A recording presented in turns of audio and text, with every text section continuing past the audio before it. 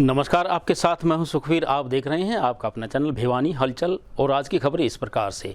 भिवानी के उपायुक्त आर.एस. ढिल्लों के द्वारा जिले के सभी गांवों में चलाई जा रही हर घर फलदार वृक्ष योजना के तहत 312 गांवों में 92,512 पौधे लगाए जा चुके हैं। इस बारे में जिला विकास पंचायत अधिकारी अशोक मान ने बताया कि बागवानी विभाग के सहयोग से जिले के सभी ब्लॉक्स में फलदार पौधे लगाए जा चुके। इस बारे में जानकारी देते हुए DDPO आशीष मान ने बताया कि जिला खंड एवं पंचायत विकास विभाग के साथ साथ इस योजना में जिला वन विभाग व जिला बागवानी विभाग के सहयोग से चलाई जा रही इस योजना के तहत खंड भवानीखेड़ा में 33 गांवों में 7,187, बहल खंड के 29 गांवों में 6,775, भिवानी खंड के 78 गांवों में 22,699, कैरू खंड के 35 गांवों में 12,306, लोहारू खंड के 45 गांव में 7,571, सिवानी खंड के 37 गांव में 11,329 और तोशाम के 55 गांव में 24,645 पौधे लगाए गए हैं। हमारे भिवानी के सभी खंडों में माननीय DC साहब की महत्वाकांक्षी योजना हर घर फलदार पौधा का अभियान चला हुआ है 15 जुलाई से, जिसमें मेरे पास 3 खंड हैं, भवानीखेड़ा, सिवानी और भिवानी। भवानीखेड़ा में 19,000 हाउस होल्ड हैं, हर घर में पौधा लगाना है, जिसमें से 6700 पौधे लगाए जा चुके हैं और 31 जुलाई तक सभी घरों में लगा दिए जाएंगे। इसी तरह सिवानी में 19,000 हाउस होल्ड में से 11,329 घरों में पौधे लगाए जा चुके हैं और भिवानी में टोटल 73,000 के लगभग पौधे घरों में पौधे लगाए जाने हैं, जिसमें से 22,600 पौधे लगाए जा चुके हैं। आम लोगों से क्या है? आम लोगों से यही अपील है कि वो इस अभियान में जो उन पौधे लगाए उनकी देखभाल करें और कोई भी पौधा जो है वो सूखने न पाए और अपने आस अड़ोस पड़ोस में जो है पौधारोपण के लिए प्रोत्साहित करें। माननीय उपायुक्त महोदय के मार्गदर्शन में ये हर घर फल घर स्कीम के तहत सभी घरों में फलदार पौधे उपलब्ध कराने का लक्ष्य रखा गया था, जिसके तहत लगभग 1,92,329 मकान आइडेंटिफाई ग्रामीण क्षेत्र में किए गए थे। इस ज़िले में 7 खंड हैं, सभी खंडों में ये फलदार पौधे वितरित किए गए हैं। जो राजकीय हमारी नर्सरी हैं वहाँ से इन पौधों को उठाया गया है और हर एक हाउस होल्ड द्वारा, लाभार्थी द्वारा, मकान मालिक द्वारा अपने घर में इनको लगाया जा रहा है। हमारा यही लक्ष्य है, हम 100% इसको पूर्ण करें और जो बेनिफिशरी है, लाभार्थी है, मकान मालिक है, उसकी ये जिम्मेवारी बने कि उसके द्वारा लगाए गए पौधे को वो जीवित रखे, उसका पोषण करें, ताकि हमारे गांव, हमारा ज़िला हरा भरा हो सके।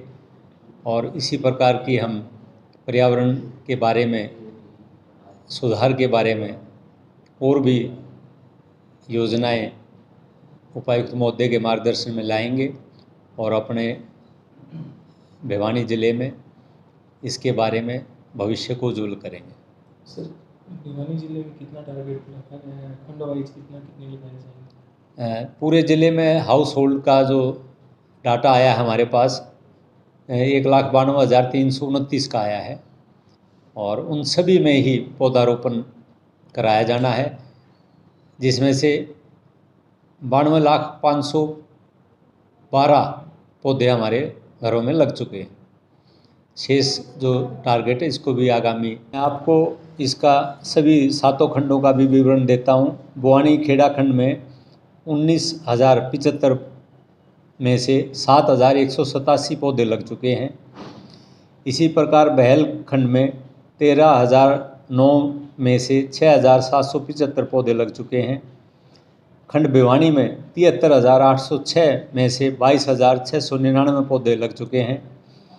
खंड कैरू में 21,661 में से 12,306 पौधे लग चुके हैं। लोहारू खंड में 14,862 के अगेंस्ट 7,571 पौधे लग चुके हैं। खंड सिवानी में 18,752 के तहत 11,329 पौधे लग चुके हैं। खंड तोसाम में 31,164 के अगेंस्ट 24,645, कुल हमारे 1,92,329 के अगेंस्ट 92,512 पौधे लग चुके हैं। मेरी अपने सभी भिवानी के ग्रामीणों से ये प्रार्थना है कि जिस प्रकार हम अपने बच्चों के भविष्य के बारे में सोचते हैं, उसी प्रकार हम अपने ज़िले के पर्यावरण के बारे में सोचते हुए अपने सभी लगाए हुए पौधों का संरक्षण करें, इनको जीवित रखें और इनको नष्ट ना होने दें। यदि कहीं कोई पौधा नष्ट होता है तो आप इस बारे अपने संबंधित खंड अधिकारी से संपर्क करके और नया पौधा लेकर उसे जीवित रखें और बढ़ाएं। यही मेरी सबसे विनती है। वीरवार को राष्ट्रपति उम्मीदवार द्रौपदी मुर्मू के राष्ट्रपति बनने के उपलक्ष्य में बीजेपी की भिवानी इकाई द्वारा स्थानीय शकुंतला गार्डन में एक कार्यक्रम का आयोजन किया गया। इस अवसर पर भाजपा के प्रदेश उपाध्यक्ष ठाकुर विक्रम सिंह, भाजपा विधायक घनश्याम सर्राफ व जिला अध्यक्ष शंकर धूपड़ इत्यादि ने पहुंचकर द्रौपदी मुर्मू के राष्ट्रपति बनने पर एक दूसरे को मिठाई खिलाकर बधाई दी।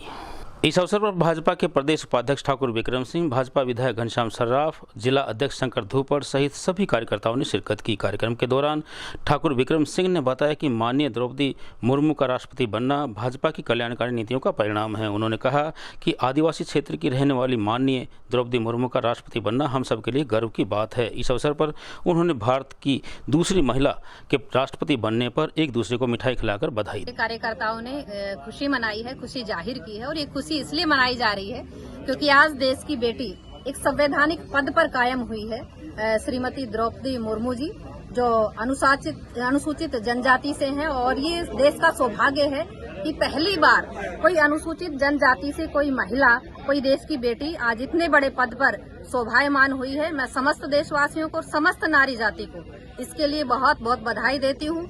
महिलाओं में खुशी का आलम है और आज लड्डू बांटकर जिस तरह से इस खुशी का इजहार किया जा रहा है वो आप सबके सामने है। आज महिलाएं खुशी जाहिर कर रही हैं कि एक महिला राष्ट्रपति के पद पर आज कायम हुई है। मैं उन्हें ढेरों शुभकामनाएं देती हूं, बधाई देती हूं और समस्त महिला जाति को, समस्त देशवासियों को बहुत बहुत बधाई और शुभकामनाएं। खुशी की बात है द्रौपदी मुर्मू जी के रूप में एक आदिवासी महिला जनजातीय क्षेत्र से आज राष्ट्रपति चुनी गई हैं, जो कि बहुत ही इसलिए खास बात है कि इस तबके से आज तक कोई राष्ट्रपति नहीं बना था। और आदिवासी इलाके और जनजाति इलाके को आप देखेंगे अभी भी सारी कोशिशों के बाद बहुत पिछड़ा हुआ है। अब एक क्रांति आएगी पूरे आदिवासी जनजाति क्षेत्रों में कि उनका बहुत तेजी से विकास होगा।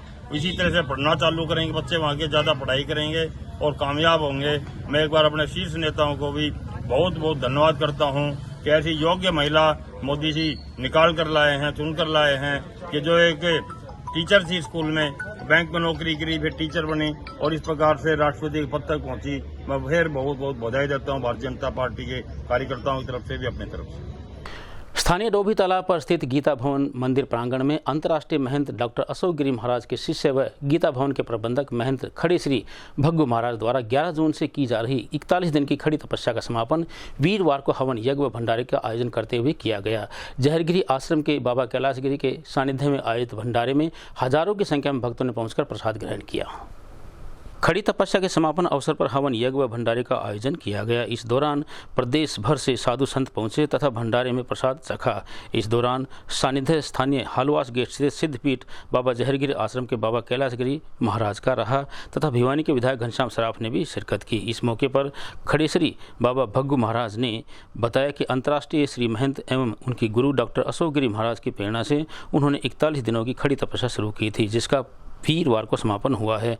उन्होंने कहा कि उन्होंने इससे पहले भी काफ़ी बार तपस्या की है तथा उनका उद्देश्य सिर्फ समाज एवं देश की उन्नति एवं समृद्धि है। इस मौके पर बाबा कैलाश गिरी ने कहा कि संत समाज का यह कर्तव्य है कि वे हवन यज्ञ एवं तपस्या के माध्यम से देश में सुख शांति एवं समृद्धि की कामना करें।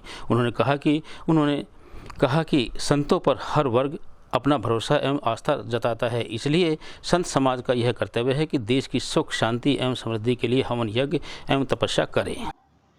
सबसे पहले तो ओम नमो नारायण कहिए। यह जो तपस्या थी 41 दिन की खड़ी तपस्या थी, इसमें ना बैठना था ना सोना था। और यह तपस्या छोटी काशी में गीता भवन में की गई। यह जो गीता भवन है सन 1965 में बनाया गया था ब्रह्मलीन महामंडलेश्वर बाबा गणेशानंद गिरी महाराज जी द्वारा। और उसके बाद आज हम प्रेमानंद आचार्य जी हरिद्वार कनखल से आकर हमें यहाँ छोड़ के गए थे और हमारे ऊपर गुरु महाराज डॉक्टर शंकर जी का पूर्ण आशीर्वाद है।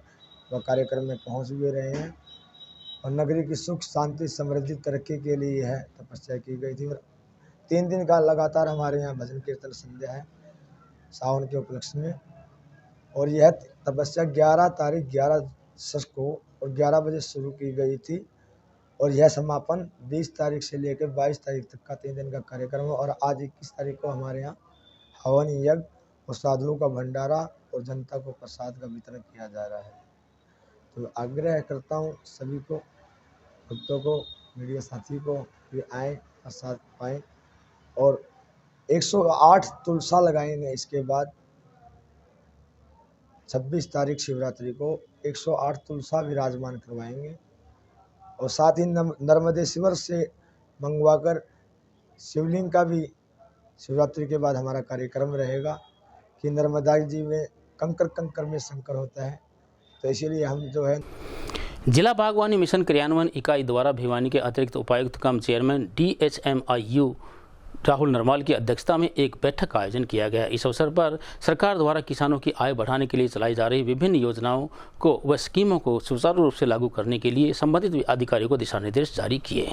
इस बैठक में ADC से संबंधित अधिकारियों को इन स्कीमों के बारे में किसानों को जानकारी देने के निर्देश दिए। उन्होंने कहा कि सरकार द्वारा किसानों की आय को बढ़ाने के लिए कई योजनाएं चलाई जा रही है। परंपरागत खेती व धान को छोड़कर बाग लगाने व सब्जी लगाने पर 22,000 रुपये प्रति एकड़ की दर से अनुदान दिया जाता है। उन्होंने कहा कि नेट हाउस लगाने पर 50% अनुदान दिया जाता है। बाग लगाने पर 50,000 रुपये प्रति एकड़ अनुदान दिया जाता है। बैठक में जिला बागवानी अधिकारी डॉक्टर देवीलाल ने वर्ष 2022-23 के दौरान बागवानी विभाग की जिला इकाई में चलाई जा रही योजनाओं के बारे में किसानों को अनुदान की जानकारी दी। उन्होंने कहा कि विभाग द्वारा समय समय पर किसानों के लिए जागरूकता कार्यशालाओं का आयोजन किया जाता रहा है। बागवानी विभाग की तरफ से अभी जैसे बारिश का सीज़न शुरू हो गया तो अभी हमारा बाग लगाने का जो समय किसान भाइयों का वो शुरू हो चुका है। तो इसके लिए जो हमारा बागवानी विभाग है वो बाग लगाने के ऊपर काफ़ी तरह की अनुदान किसानों को उपलब्ध करा रहा है ताकि वो आसान तरीके से अपने खेतों में बाग लगा सकर उनकी जेब पे भी अतिरिक्त वजन न पड़े। तो इसके लिए किसान जो पिछले साल जो धान लगाते थे और इस साल जो बाग अगर वो अपने खेतों में लगाएं तो उनको 50,000 रुपये प्रति एकड़ तक का अनुदान हमारे डिपार्टमेंट की तरफ से दिया जा रहा है। जो किसान ऐसे हैं कि जिन्होंने लास्ट ईयर धान नहीं था, उनके खेतों में अलग क्रॉप थी, जैसे कोई नरमा वगैरह बीज रखी थी, अगर वो किसान बाग लगाते हैं उनको 43,000 रुपये प्रति एकड़ का अनुदान विभाग की तरफ से किसानों को दिया जा रहा है। इसी तरह कोई किसान भाई अगर अपने खेत में धान की जगह सब्जी उगाना शुरू करता है इस साल से, तो उसको हम 22,000 रुपये प्रति एकड़ का सब्सिडी हमारे विभाग की तरफ से दे रहे हैं। और जो किसान भाई अन्य फसलों की तरफ से डाइवर्ट होके और सब्जी की खेती करता है तो उसको हम 15,000 रुपये प्रति एकड़ की सब्सिडी दे रहे हैं। इसी कड़ी के अंदर हमारे उपायुक्त महोदय की तरफ से एक पायलट प्रोजेक्ट शुरू किया जा रहा है, जिसके अंदर जो हमारे गाँव की भिवानी ज़िले के गाँव की जो पंचायती ज़मीनें हैं वो सेल्फ हेल्प ग्रुप को लीज़ पे देके और सेल्फ हेल्प ग्रुप उनके ऊपर बाग लगाए और उस बाग की जो होने वाली इनकम है, जो आय है, उसके अंदर उनकी सेल्फ हेल्प ग्रुप की भी हिस्सेदारी हो। इस तरह का भी एक पायलट प्रोजेक्ट हमारे उपायुक्त महोदय की तरफ से शुरू किया जा रहा है, जो कि इसके अंदर भी हम कोशिश कर रहे हैं कि उन सेल्फ हेल्प ग्रुप को भी हमारे विभाग की तरफ से अन्य किसानों की तरह जो सब्सिडी का लाभ मिले। सेल्फ हेल्प ग्रुप में जो हमारे काफ़ी self help group Bhiwani district के अंदर काम कर रहे हैं, तो उनका एक जो सोर्स ऑफ इनकम का ज़रिया एक बागवानी के लिहाज से उनका बढ़ेगा। और एक जो ज़मीनें एक तरह से अपनी वेस्ट लैंड पड़ी हैं इनकी पंचायत विभाग की, या जहाँ पे परंपरागत खेती करके पंचायत को बहुत कम इनकम हो रही है, उस ज़मीन के ऊपर बाग अगर अच्छी तरह से मेंटेन किया जाए, अगर उन पर बाग लगाए जाएँ तो एक अच्छा इनकम का सोर्स, एक अच्छी आय का स्रोत सेल्फ हेल्प ग्रुप के लिए भी और हमारे पंचायत विभाग के लिए वो बन सकता है। सर, किस प्रकार के ग्रुपों का चयन किया जाएगा, किस प्रकार वो अप्लाई कर सकते हैं? ये अभी हमारा ये जो स्कीम अभी हमारे उसमें प्रोजेक्ट के अंदर है, जो अभी हमारा ये ड्रीम प्रोजेक्ट है जो उपायुक्त महोदय के द्वारा इस पर काम किया जा रहा है, ये पूरा फाइनल होने के बाद आपको बता। स्थानीय ढाणा रोड पर स्थित लक्ष्मी नगर की गली नंबर 6 में बिजली विभाग की लापरवाही के चलते एक सांड की करंट लगने से मौत हो गई।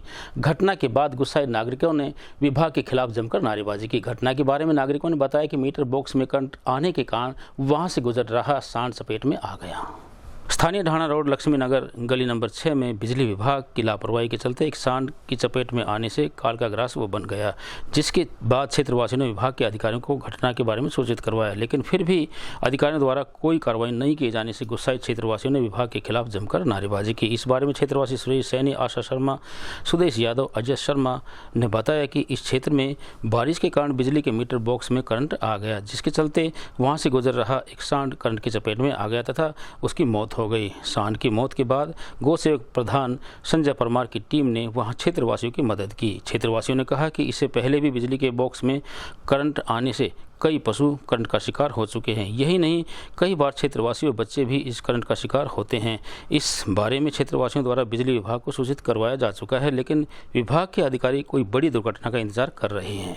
हाँ, ढाणा रोड पर लक्ष्मी नगर में और 6 नंबर गली में खागड़ चिपके मर गया। 2 तो पहले मर गए थे, तीसरा ही मर गया। और हाँ, और एक बचा दिया।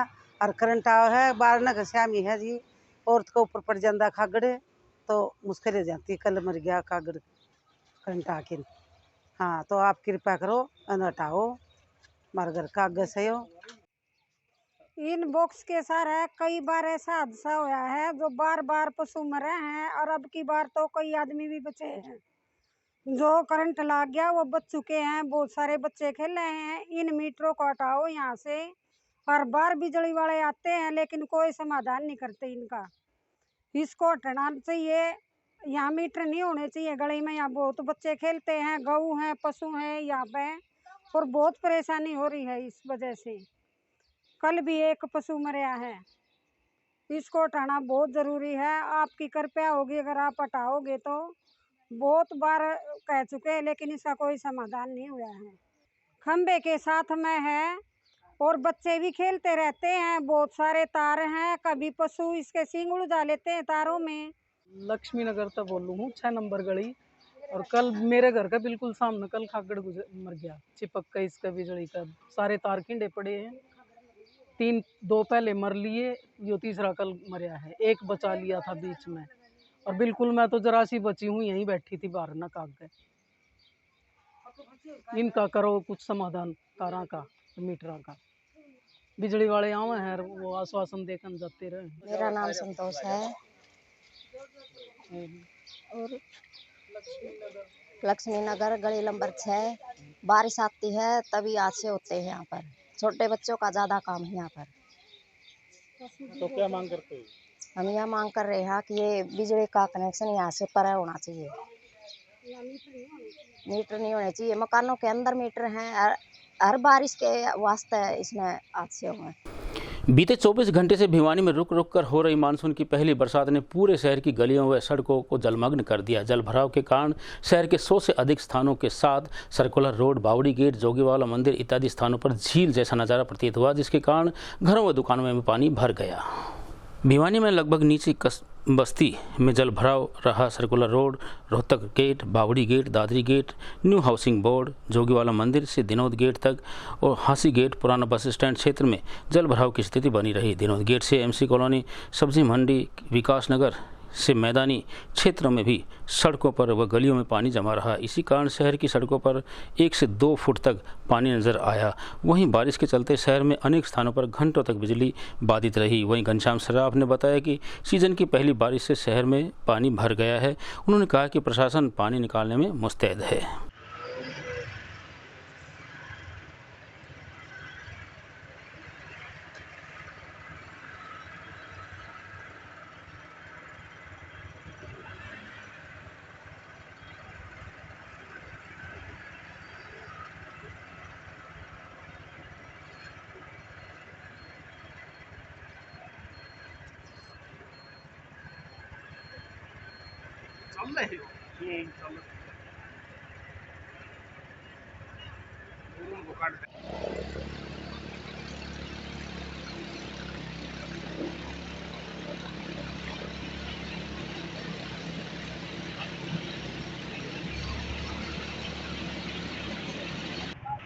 में कौन पानी पूरा खेले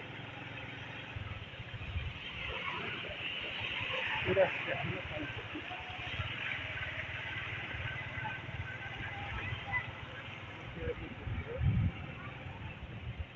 एमसी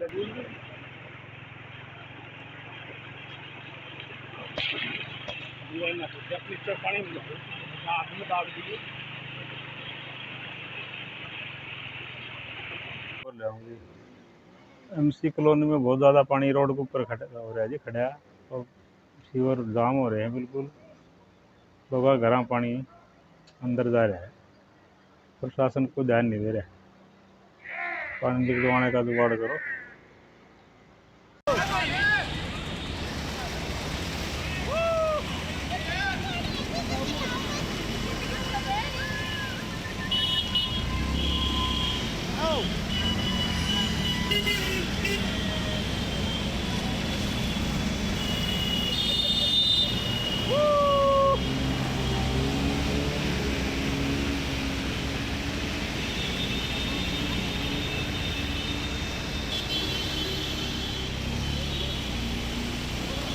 चलेगी भाई गड्डी।